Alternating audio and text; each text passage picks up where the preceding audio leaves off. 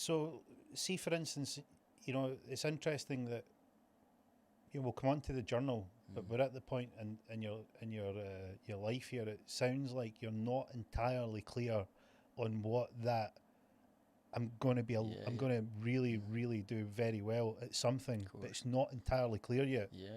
Is that fair to say? Or is that for sure, definitely. But I think that was the journey I was meant to go down. That was the path. It's given me quite an interesting story now, and again, leading on to the combat journal, it's sort of my background is a bit more relatable to other people because I've done so much. I've done a little bit of everything. I've sort of experienced hardship and the tough training, tough upbringing, but I've not had a particularly hard life in regards to other people. But I think it just gives me a good story. It was meant to be my path, I think. So regardless of whether I believed that wasn't right for me at the time and I needed to move on, I think I was meant to still do it. I think. Yeah, I was asked this in another podcast, and somebody said to me, "What do you think of writing a letter to your younger self?" And I said, I don't buy into it at all. Yeah. I don't know if it's giving people I don't know what they achieve from it.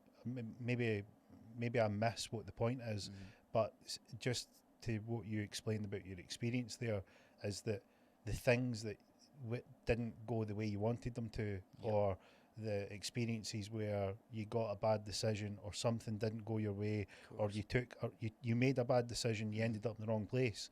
They're the things that make you. Definitely, Anybody can do great when it's going well. Of course. Can you hang tough when it's going against you? Can you have the wherewithal to see, hey, look, I took the wrong turn there, be humble enough to admit it, and then go and figure out how to do it? Because a lot of people, pride and ego, shut them down. Just shut them down. And you usually need a little bit of hardship to sort of strengthen you up and create that resilience. Because if you're, and that's leading back to what we said about sort of maybe that softer approach with kids now is maybe can have a detrimental effect because they're not used to a little bit of tough love, and they're always told yes rather than sort of my mum was always the no. So I think I'm super thankful for the mistakes that I've made, but also the journeys that I've made along with it. The people that I've met along the way, that I've learned from everyone. I love to travel because I learn from different cultures. I learn from the people I meet along the way, and it grows me further.